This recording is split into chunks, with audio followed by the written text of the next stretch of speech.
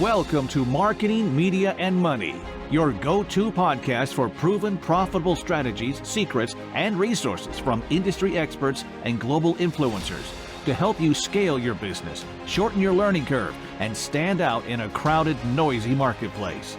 Here's your host, award-winning marketing and media strategist and international speaker, Patty Farmer.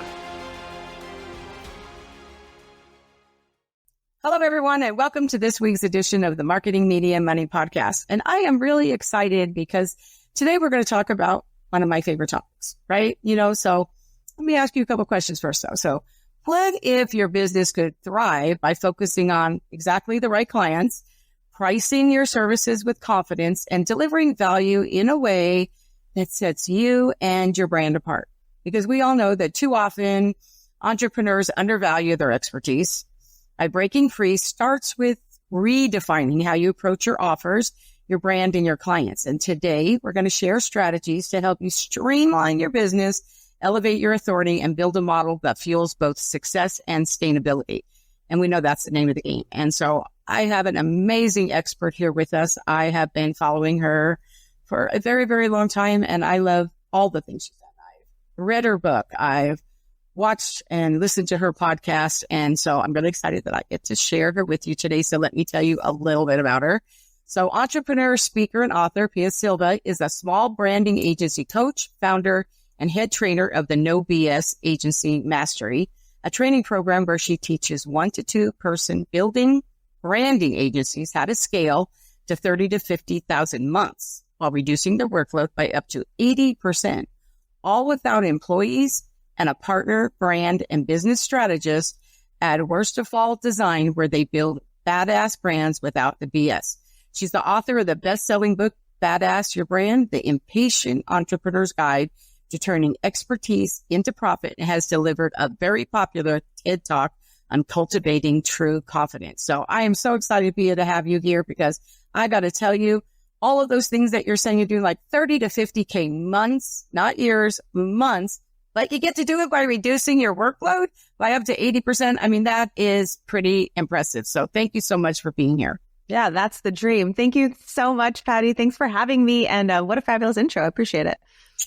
Thanks. So let's just jump right in. So one of the things that I hear all the time is about niching, right? Should I, shouldn't I, right? And a lot of times it's often advised, but many entrepreneurs struggle with the fear of limiting that audience, right? They're always so worried about that.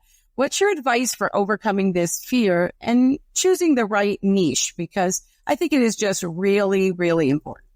Yeah, well, I'm obviously in agreement on that. I think people think niching is something it isn't necessarily. I think people have a very narrow view of niching. They think I have to work with a specific industry and that's it. But I actually, I built my agency to $30,000 to $50,000 months, working with 1 to 3 person service businesses. And that really covered a wide range of industries. So my philosophy is that you need to niche in order to be seen as an expert to a certain group of people so that your audience can, when they interact with you, realize, oh, wow, this person really gets me and they've seen my situation before. So they're actually bringing understanding and nuance. That's important. But it's also important to niche because it allows you to create repeatable systems and processes. And that's where the profit is. So I talk a lot about profit, and profit comes from being able to repeat your framework, repeat your process. So you're not reinventing the wheel each time. So the reason that niching to 1 to 3 person service businesses worked so well for me is that even though it was, people don't want to niche also because they think it's going to be boring. Anything but boring. I worked with projects across industries, all over the place. And what I found was, though, they all needed the same set of deliverables, really. They needed strategy, copy, a website that largely had the same number of pages, had the same parts, same kinds of pages. What was inside was highly customized to the client, but the container could be exactly the same. And that allowed me to get really good at my process and also be able to speak with such confidence about it when I was speaking to prospects, which confidence, right? My TED Talk is how you also get paid the big bucks for your work. It's because people really believe you because you have a lot of confidence in it. Really important too, because I know a lot of times they'll say, well, Patty, I don't really have a process. I work with so many different people and I customize just for them. And, and so I don't really have a process. And I'm like, you do. We all have a process, right? We all have a process. But it is true that when you work with, like you said, 1 to 2 or 3, and you niche down to that, you get really good at it where you have seen everything, know all the things that they've been through, and really you know how to help them even more. So I think that is so true. And, not only that, but I actually really feel that way even when I'm going to speak as a speaker, right? When I think about that, sometimes when they want you to speak, they're like, oh, Patty, there's going to be, 300 people. And when you ask them, oh, well, who's going to be in the room? And they're like, oh, well, we're going to, I know you're in marketing, but we're going to have Reiki healers and we're going to, and so when you're thinking about it, you also have to ask yourself when you're going places, are the people that you want to be around also in the room, right? Because that's why I always say, and my biggest thing is it isn't just about your target market or who are your target buyers, right? It's really about who your target buyers are. So I have to tell you, I've been so excited to talk about this with you because I feel like we are so on the same page with really how this actually helps you to make more profit. Yeah. And to make business decisions, to your point, you can't do everything. There are only 24 hours in a day. So you have to pick and choose where you're going to put your energy. And, 300 people in a room sounds nice until you realize none of them are your ideal clients. And then it's a huge waste of time. And there's a real opportunity cost just speaking in front of 300 people that are not your audience. So you need to be able to be discerning about that. And if you don't have a specific target market, you might say yes to a lot of things that are ultimately a complete waste of time, and you should have been doing something else. So I don't think, in the beginning, it's my really, language that is I know. But not only that though, but to your point, really also is when you're not trying to do everything across the board, you have these amazing opportunities to collaborate with other people, right? And I think that is such an opportunity, right? So let's start with, I always think it's really important for people to know what not to do as well as what to do, right? I always want to know what not to do too, right? So what would you say are the most common mistakes that entrepreneurs make when they're selling, pricing, niching, and how can they avoid these pitfalls? Because we just see the same things over and over again. Yeah. Well, when it comes to niching, because I know the first part of your question I kind of forgot about, which is like in the beginning, it can kind of feel like you're limiting yourself if you niche. And, there's a time and place to not limit yourself. And I would say it's kind of in the beginning. But before you worked with anybody, you just have to work with some clients. I'm not a fan of picking a niche out of the sky and just going with that. I really think it's important for small businesses to work with a handful of clients first in the niche that they end up picking so that they can validate that niche works for me and I like working with them. So I think first thing out of the door is you just work with as many people as you can so you can collect some real world data to make these decisions for. I think some of the big mistakes people make when it comes to sales, this is a really common thing people do. I think it's a mistake. When you're selling expertise, the kind of common practice is to talk to somebody, they tell you what they want, and then you say, okay, great. Well, let me go think about this, write you a proposal. I'll be back to you in a couple of days. Here's what I'm thinking. Here's the price. And it then creates this if you're lucky, it creates a back and forth. Maybe they like it. Maybe they want to change it.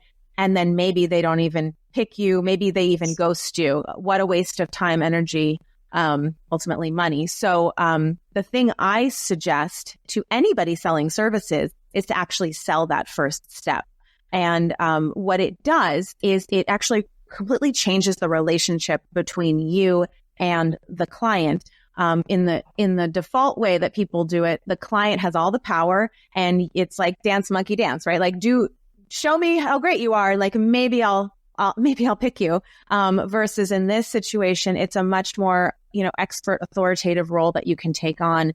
I use that, that first sales call, I call it a fit call, really. That call is just to determine, can I even help you? What's your actual problem? Do you even know what your actual problem is? And is it something I feel really confident that I'm a good person to solve? And if in that call, and, I can usually do this in about 10, 15 minutes. In that call, if I determine, yes, this is an ideal client for me. Yes, they have a problem that they know they have that I know I can solve. Then I tell them, well, the next step is this paid engagement. I suggest you make it kind of a no-brainer price, but it's that initial no-brainer price. Pay me something. Let's get down to down in the details and uncover the full challenge. Let me give you a plan. And then in that plan, I'll tell you what it looks like for me to solve your problem in full. And I find that, if people come to you, this happens a lot. Somebody comes to you and says, I'm interested in your services. My budget is $5,000. I go, okay, your budget's $5,000. Well, we're going to do this first step. You're going to pay me a little bit of money. We're going to do this first step. I'm going to uncover all of the things that are actually problems for you. I'm going to tell you exactly what you need to do, but it's actually going to cost you $10,000 to solve that problem. You would be amazed at how much more money people have once they get total clarity around the solution and their problems. And in that process, they will see you as the authority and the expert. So they're much more willing to spend that money too, because they've built some trust, which is, you just can't build that much trust in a free proposal process. So that's one of many, but one of the big, I think, mistakes that most people make. I think it's true though, because I think a lot of times what entrepreneurs do is they get caught up in those conversations with thinking that they can solve people's problems with information. And, it's kind of well, they can read books, listen to podcasts, go to Google, whatever the case may be. They're not looking for more information. I think, as a matter of fact, people right now are on information overload. They have so much information. And I like to say all the time, I'm not in the information business. I'm in the transformation business. Google's in the information business, right? I love that. So I really feel like if you can really, and I think a lot of times they don't have the clarity of what it is that is actually their problem, right? So when you're talking to them, yes, maybe for information, they're willing to pay, XYZ amount of money. But when they realize, you're going to actually get to the root of what my problem is and give me a solution, and then I'm going to get results on that, that's transformative. Well, of course, they're going to pay more for that, right? Because they've already probably thrown dollars at things that haven't worked already, right? Yes, so well put. And you're so right. I think a big mistake that you just pointed out is that people think they just need to explain more. And what I've found is explaining falls on deaf ears. When you take people through an inquiry process of asking really thoughtful questions, they'll actually come to understand and, integrate the information in their own brains by answering questions. And they'll see you as the expert when they're the one answering the questions. So I couldn't agree more. And I actually love that you emphasize the power of saying no. I love that. To me, no is a complete sentence, right? Me. And so how can entrepreneurs confidently, right, turn down opportunities that don't align with their goals without feeling like they're leaving money on the table? Because that's why they're afraid to niche too, right? They're I didn't want to leave money on the table. But I actually think that the more times that you say no is the more times that you can say yes to the right fit clients. Because I know that you said something about it earlier. And I know for me in the beginning, like you said, when you're working with different people, I literally got really, really clear about what brings me joy and feeds my soul. And I only want to work with clients that bring me joy and feed my soul. That's it. It's a deal breaker. And I don't know about you, but how would you ever talk to somebody and literally you haven't even got to the anything yet, and the hair on your arm sticks up, you're like, oh my gosh, I can't wait to roll up my sleeves. I want to get in their business. I know I can help them. And they haven't even told me anything yet, but I already know, right? And so I think that we get to a point in our business as we become more successful where we get to actually choose our clients, not really. And I think that's really it. So that's really where the power of being able to say no is, right? Because we only have so much time. So every time I say no, I'm saying yes to another opportunity. So I think that they're not very confident about that because they're worried about leaving money on the table. So what do you think of that? Well, you just described beautifully, really the opportunity cost of saying yes. Every time you say yes to a client who is not a perfect fit, who is going to take more of your energy because they're not exactly who you work with, who maybe doesn't fit into your existing process. So you're going to have to reinvent the wheel, like I was talking about earlier. You're going to spend a lot of time and energy working with that client, time and energy that could have been invested into finding and more of the right clients, marketing yourself more, whatever it is. And so you're actually foregoing those better clients. And to me, I always call that like off-brand client for cash. Like that's cash now, but there's no longevity. There's no long-term value in that cash. And hey, everyone's got to pay bills. And I have taken fast cash clients, many of them at times in my business, because there are moments when you need to make some cash right now. But as long as you see it as a fast cash engagement, but that long term, this is not something I want to be doing. I want to only be working with clients that are furthering my expertise in my niche, for allowing me to practice my process again and again and make it even tighter, even stronger, allow me to build my expertise, nuanced expertise in this space even more. Like all of that is building long-term value for your business. That's where the profit is. That's where the freedom is into the future. So I think I get that fear. And I think in the beginning, it's like when you don't have tons of demand, I can completely understand it. As long as you don't get into the habit of that, so that when you do have demand, you're still saying yes to things that are not really a perfect fit. You've got to change your mindset and change your habit of thinking to build a business you actually enjoy. To your point, that's full of clients that really like light you up. Totally. And I know that you have this 4-stage formula that you have for a thriving business. So which stage do most entrepreneurs struggle with? Well, tell us the 4 stages first. Which stage? Yeah. I'm actually not sure what you're referencing. What is it? Well, I know that I have been like watching and your podcast, and, you talk a lot about like the 50-25-25 formula. Yes. And how pricing is a sticking point. Yeah. So could you explain the formula and how it helps business owners really with scalability and the freedom that they actually really want? Yeah, absolutely. So I developed the 50-25-25 formula for myself when I was making lots of money and still feeling really stressed out because I thought lots of cash in my bank would make me feel better. And it didn't, because I still was always feeling like I wasn't ahead of the game. I was always wondering, where's my next client going to come from? Or maybe I'll never get a client again. I mean, I literally had panicky thoughts like that. So I also felt like I always had to take clients when they came to me, because who knows when the next drought might be. And I realized that it's because I was chasing more, which is not a number.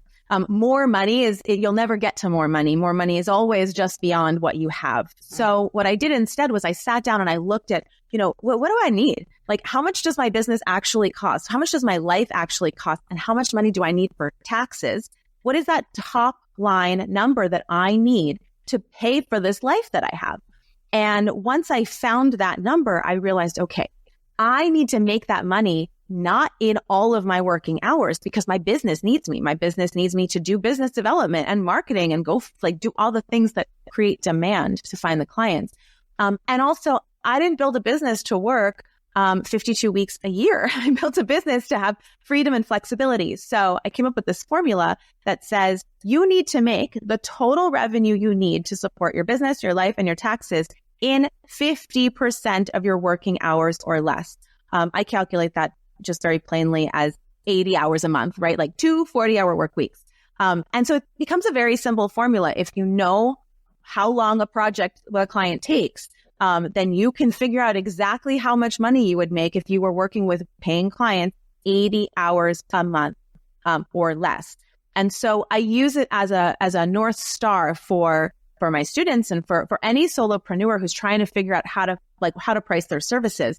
Plug your numbers into the freedom calculator, and it'll tell you, based on how long you take for a project and based on what you need, this is the price you have to charge for that. Now, most people, when they plug their number in, they're not charging that yet. And that's okay. What's important is that you know what that number is. So then you can go through the steps of figuring out, okay, how can I take what I'm charging $5,000 for? That's when I did this, I figured out I'm charging $5,000 and I need to be charging $10,000.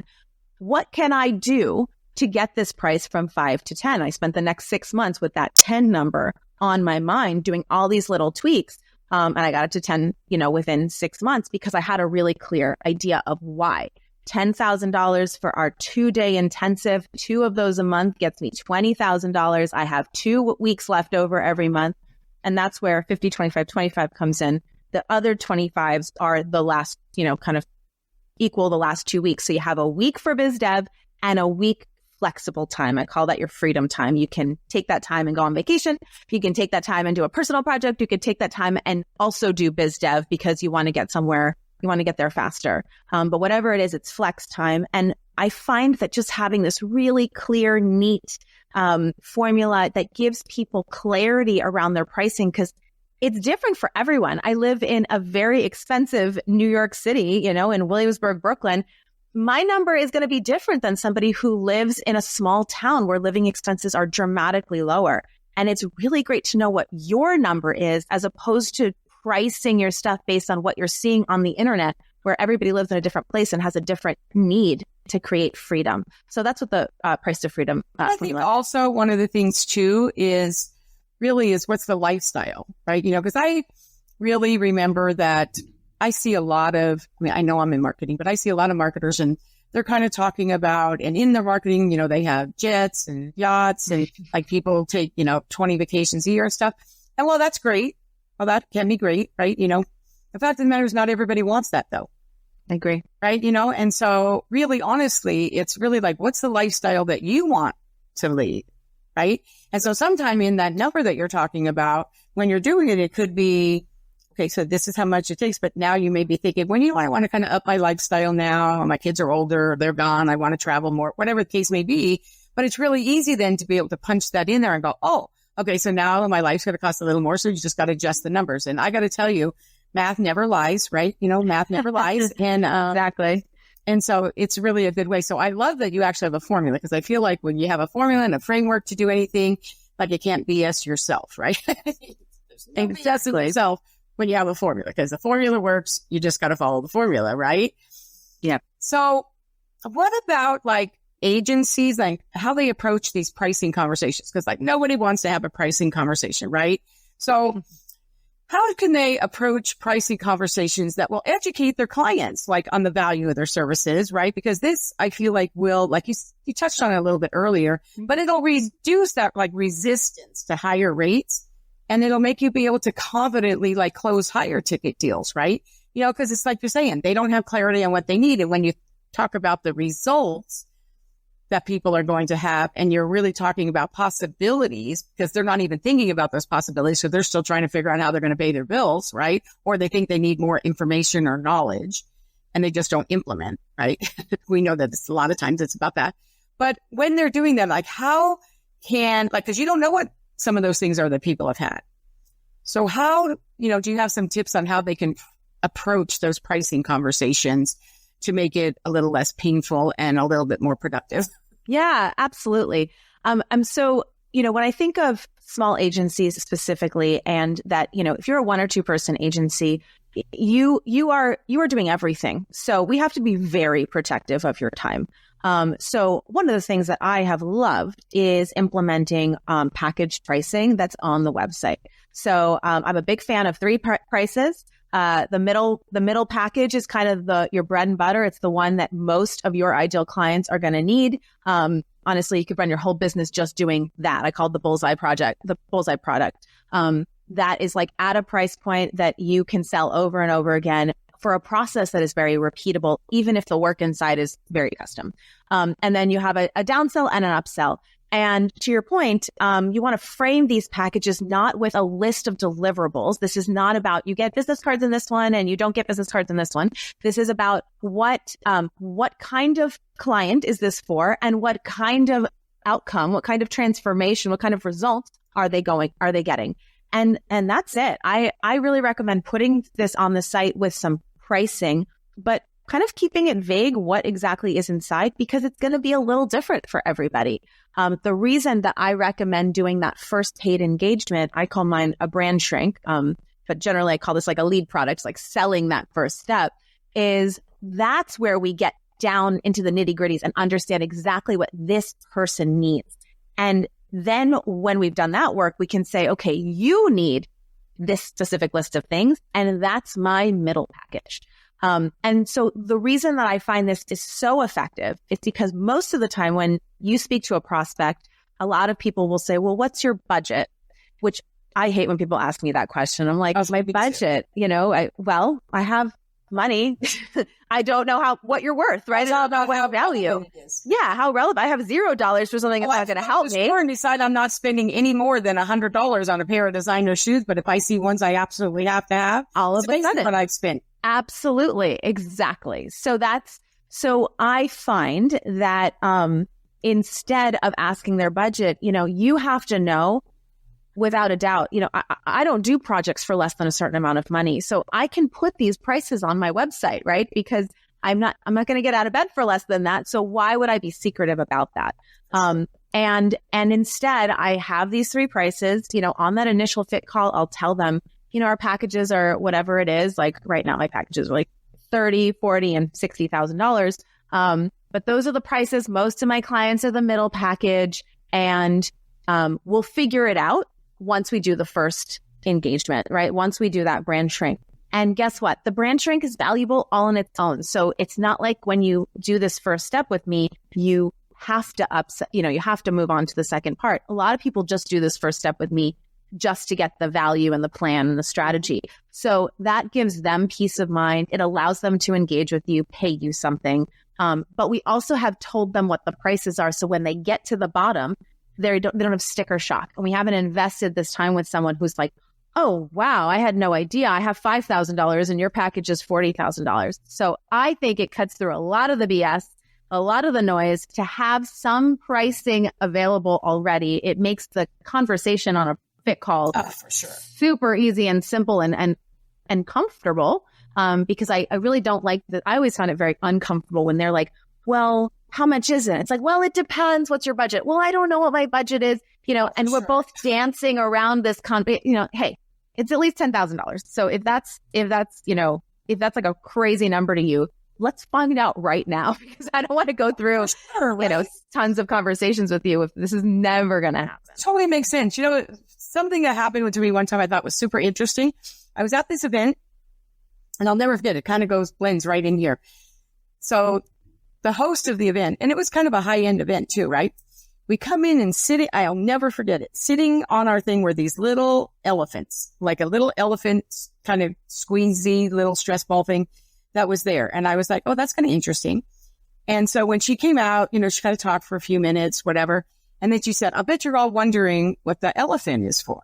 And of course we all were, right? And she says, I know that the elephant in the room is what am I going to sell you while you're here at this event?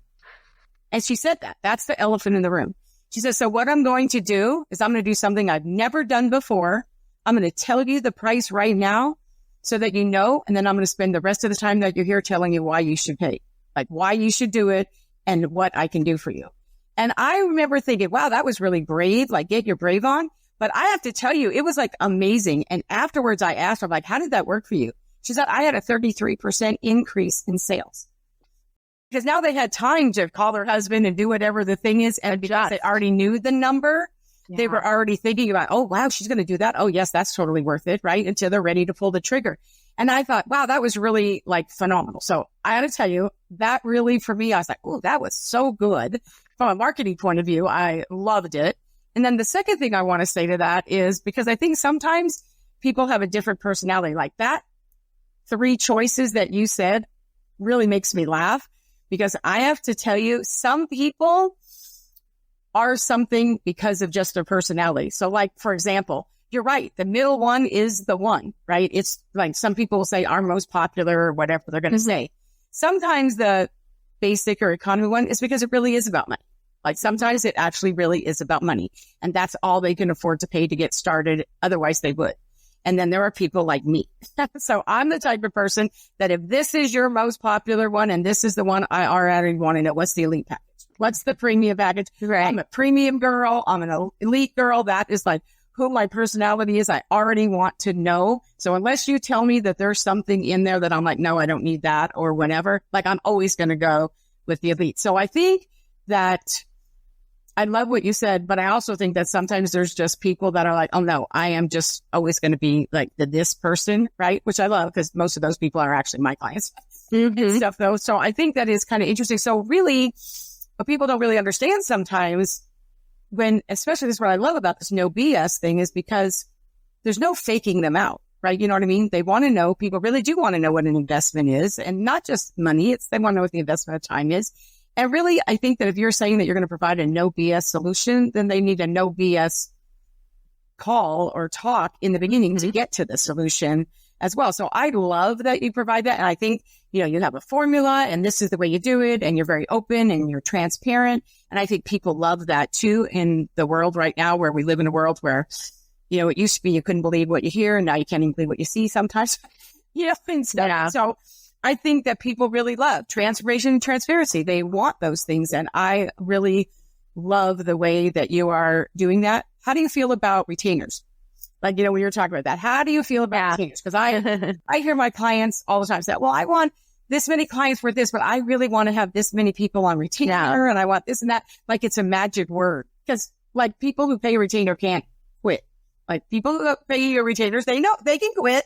Nailed it. Yeah. I really rail against retainers. Again, remembering that, like, I'm speaking to very small service businesses. I think there's a place for retainers. Like, retainers generally can be great if you have a big company with employees who are servicing the retainers. And even then, we all know that agencies are constantly, for them, that's what they think. Yes.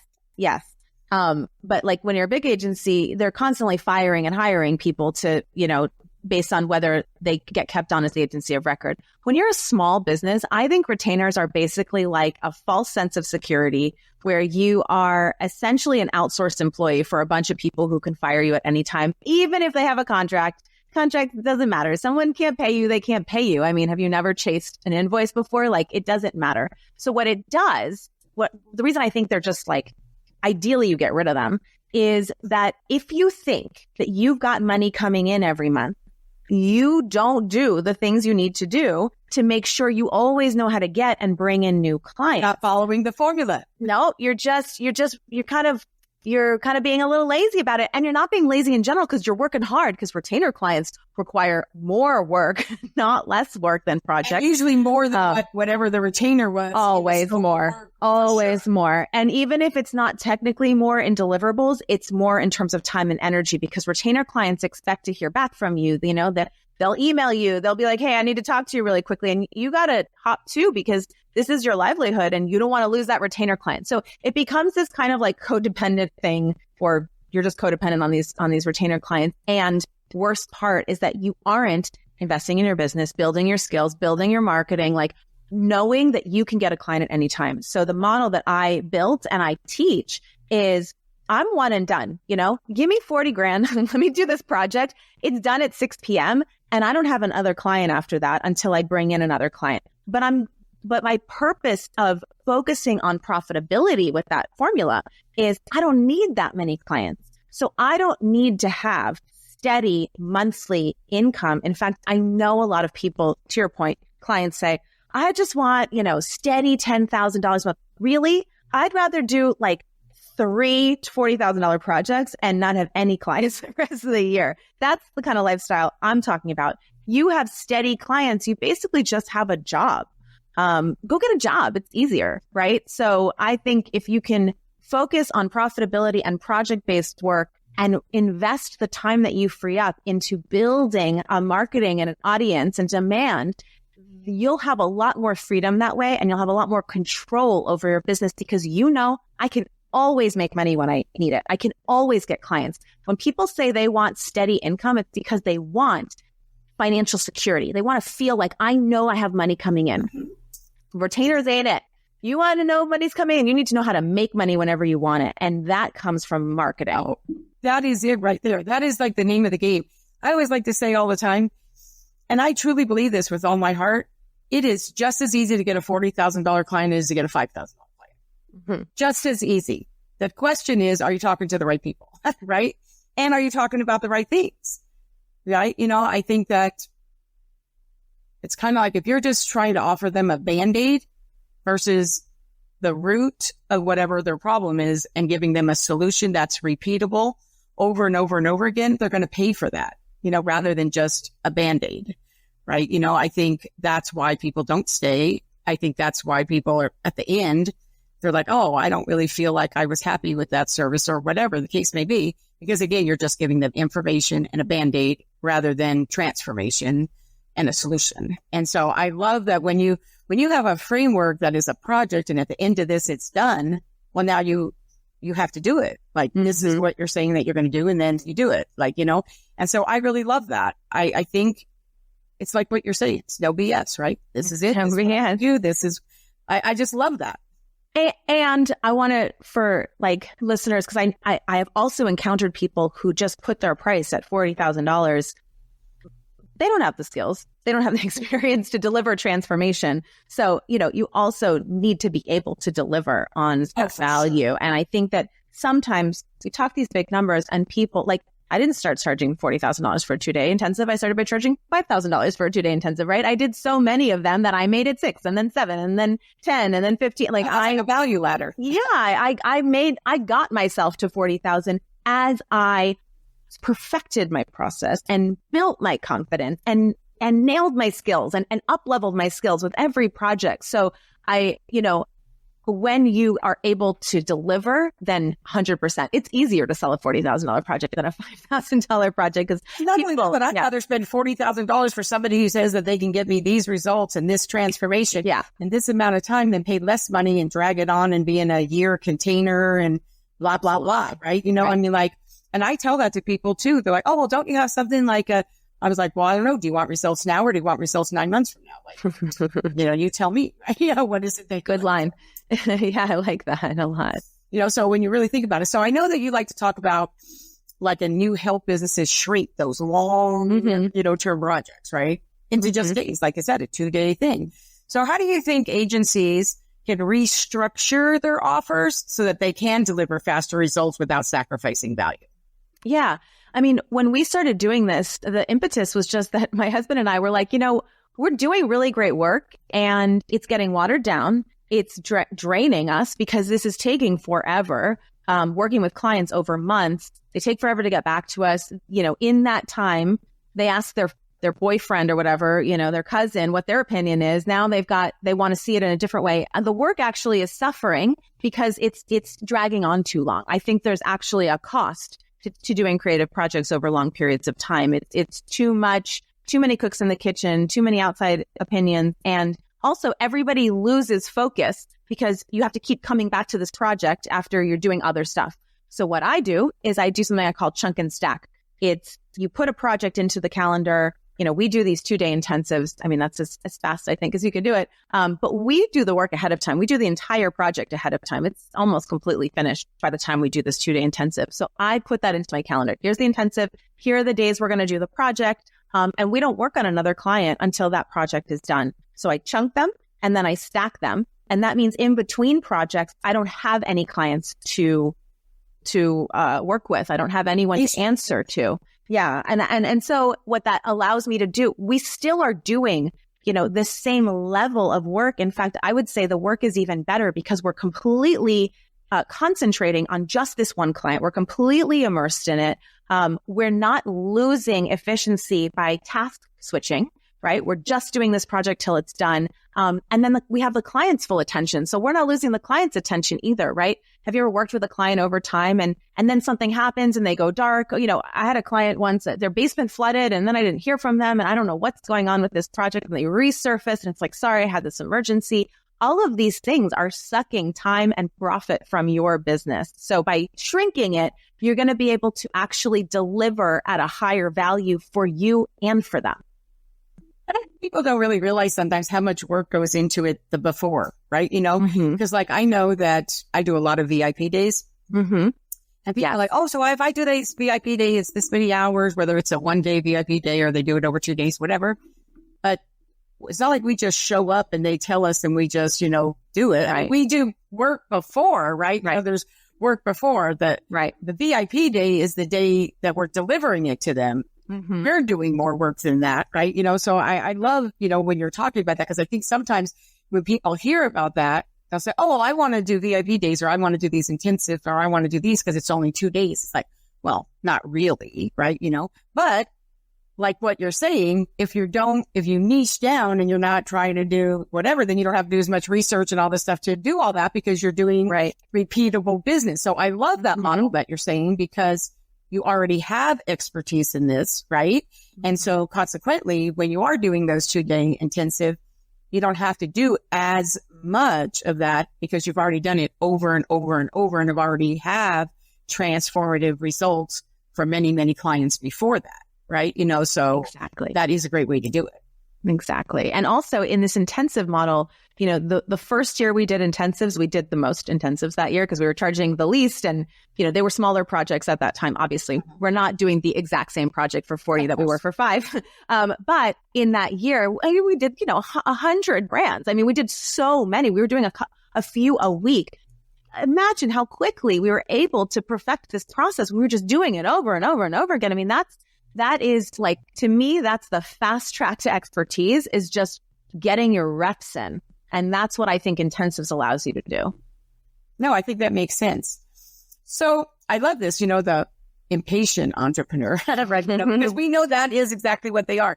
Yeah. So as you're continuing, like you said, right, as you're continuing to help, entrepreneurs and agencies transform their business. So Pia, what excites you the most about the future of this industry? And how do you see your work evolving to meet the new challenges that are happening? Because things are changing in our world all the time. I hear over and over again that, 2024 was really a year where people had a lot of pivoting they did. I mean, it's really kind of interesting. They kind of did that through the pandemic. And then here we fast forward, 2024 seemed like it was a year that people were pivoting a lot. So what excites you, and where do you see the changes and how your work is going to evolve? What's exciting for you? What's next?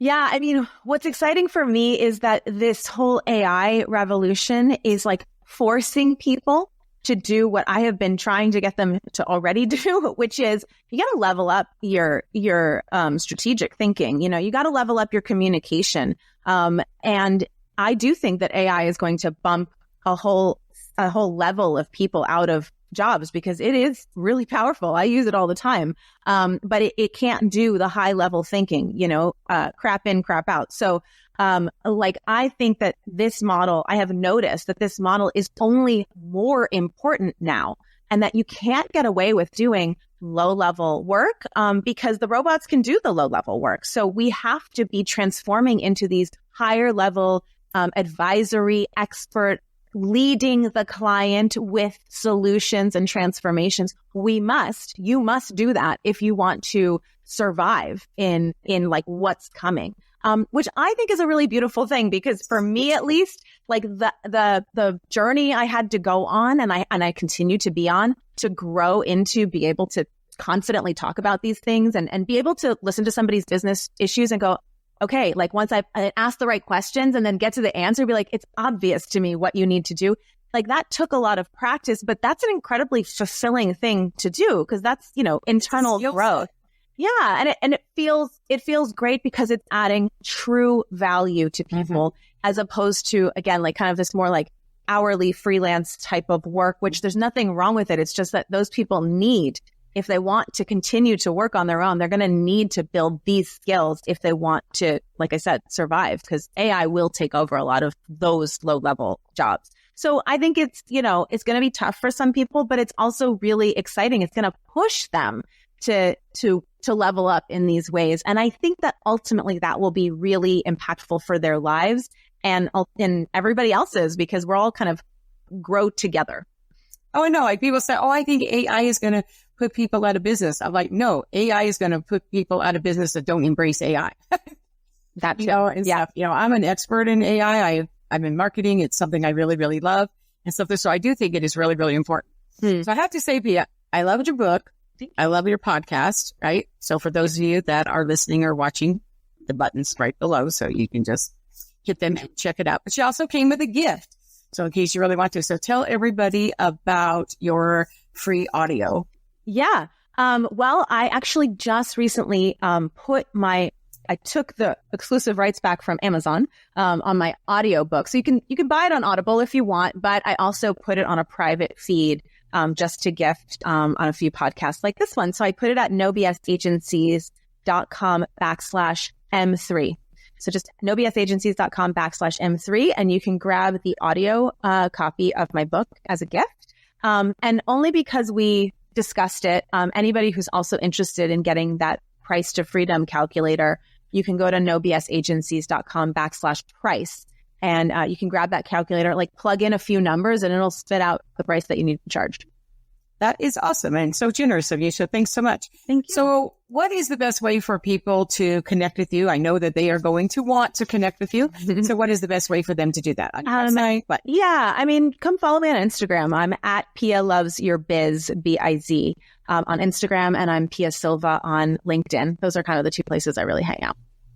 That's awesome. We'll have all those links below as well. So Pia, thank you so much for being here with me. I just really appreciate it. I just love like the change and like, I love it when people just shake up like, what everybody's just been thinking. Oh yeah, this is what we have to do. This is what we have to do. No, we don't have to do it that way. Right. You know what? We can shake it up. I love it. And I kind of love the whole badass your brand and the no BS. It's like, I love it. And I really feel like, your formula, what you're sharing is a way that I think most people don't think about it and would never have thought that they could. But I think it gives them more options. And I really like that you're so transformational, but also transparent, right? So I think that is really wonderful. And I appreciate you so much coming on here and sharing and being so generous, not just with your brilliance, but with your gifts and everything. So I really appreciate it. Thank you so much for being here with me today. You are so, so kind, Patty. Thank you so, so much. And I've really enjoyed this conversation. I love talking to, just like brilliant marketing people like you, because I feel like we're speaking the same language and I feel like we can all finish each other's sentences. So it's a real pleasure. Thank you. Thank you. And to my audience, if you enjoyed today's episode, and I am sure that you did, please like, subscribe, and review the podcast on your favorite listening platform. And if you haven't checked out our sister magazine, the Marketing Media Money Magazine, grab your free copy at m3digitalmag.com. So again, thank you so much. Thank you, Pia. Thank you so much for everybody for listening. You guys have a great week. We'll see you next week. Bye now.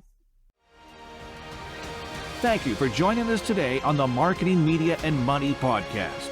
To shorten your learning curve even more, make sure to grab your free copy of the Marketing, Media, and Money magazine. I promise your business will thank you.